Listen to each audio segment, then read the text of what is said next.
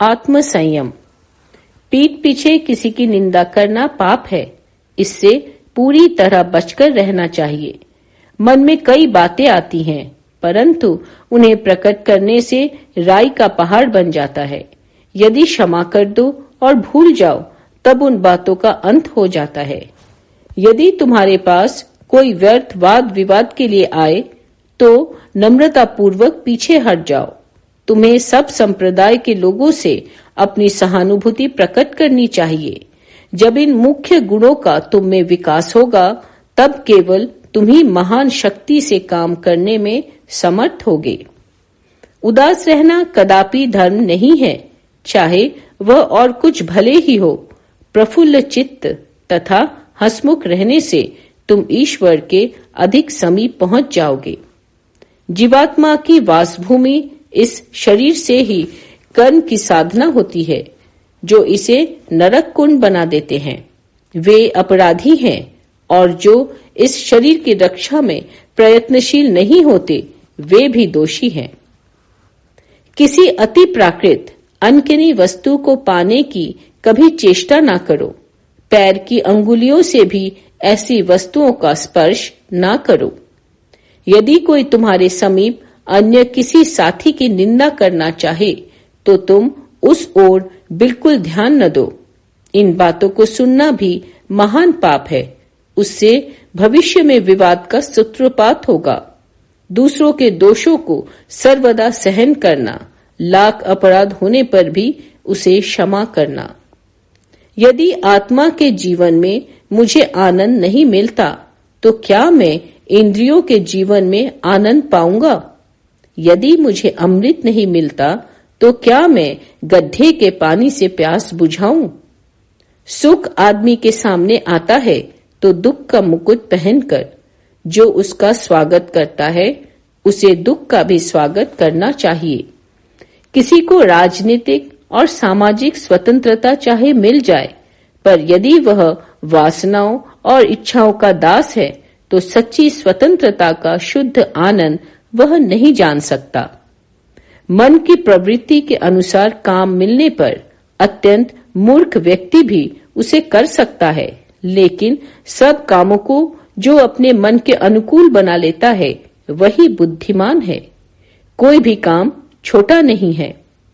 मनुष्य आज वैसा है, वह प्रकृति से अपनी तद्रुपता का नहीं, वरन उससे अपने संघर्ष का परिणाम है।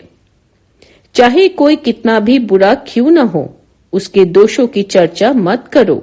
उससे कभी कुछ लाभ नहीं होता। किसी के दोषों की चर्चा कर तुम उसकी सहायता नहीं करते, तुम उसे ठेस पहुंचाते हो और स्वयं अपने को ठेस पहुंचाते हो। जो व्यक्ति ठीक ठीक चिलम भर सकता है, वह ध्यान भी ठीक तरह से कर सकता है। जिस मनुष्य ने स्वयं पर अधिकार प्राप्त कर लिया, उसके ऊपर बाहर की कोई भी चीज अपना प्रभाव नहीं डाल सकती। उसके लिए किसी प्रकार की दास्ता शेष नहीं रह जाती। उसका मन स्वतंत्र हो जाता है, और केवल ऐसा ही पुरुष संसार में रहने योग्य है। हम जितने ही शांत चित्त होंगे और हमारे स्नायु जितने संतुलित रहेंगे, हम उतने ही अधिक प्रेम संपन्न होंगे और हमारा कार्य भी उतना ही अधिक उत्तम होगा। तुम्हें एक स्वामी के समान कार्य करना चाहिए, न कि एक दास की तरह। कर्म तो निरंतर करते रहो, परंतु एक दास के समान मत करो। अनासक्त हो, कार्य होते रहने दो। मस्तिष्क के केंद्र अपना अपना कार्य करते रहे। निरंतर कार्य करते रहो, परंतु एक लहर को भी अपने मन पर प्रभाव मत डालने दो।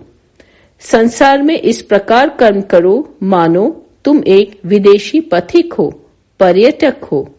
कर्म तो निरंतर करते रहो, परंतु अपने को बंधन में मत डालो। बंधन भीषण है। निष्क्रियता का हर प्रकार से त्याग करना चाहिए। क्रियाशीलता का अर्थ है प्रतिरोध। मानसिक तथा शारीरिक समस्त दोषों का प्रतिरोध करो, और जब तुम इस प्रतिरोध में सफल होगे, तभी शांति प्राप्त होगी। जो व्यक्ति अपने प्रति घृणा करने लगा है, उसके पतन का द्वार खुल चुका है और यही बात राष्ट्र के संबंध में भी सत्य है। हमारा पहला कर्तव्य है कि अपने प्रति घृणा ना करें, क्योंकि आगे बढ़ने के लिए यह आवश्यक है कि पहले हम स्वयं में विश्वास रखें और फिर ईश्वर में।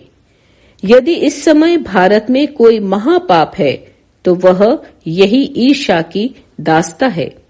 हर एक व्यक्ति हुकूमत चाहता है, पर आज्ञा पालन करने के लिए कोई भी तैयार नहीं है, और इस सब इसलिए है कि प्राचीन काल के उस अद्भुत ब्रह्मचर्य आश्रम का अब पालन नहीं किया जाता।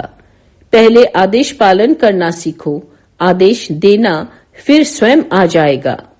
पहले सर्वदा दास होना सीखो, तभी तुम प्रभु हो सकोगे। जय स्वामी जी महाराज जी की जय।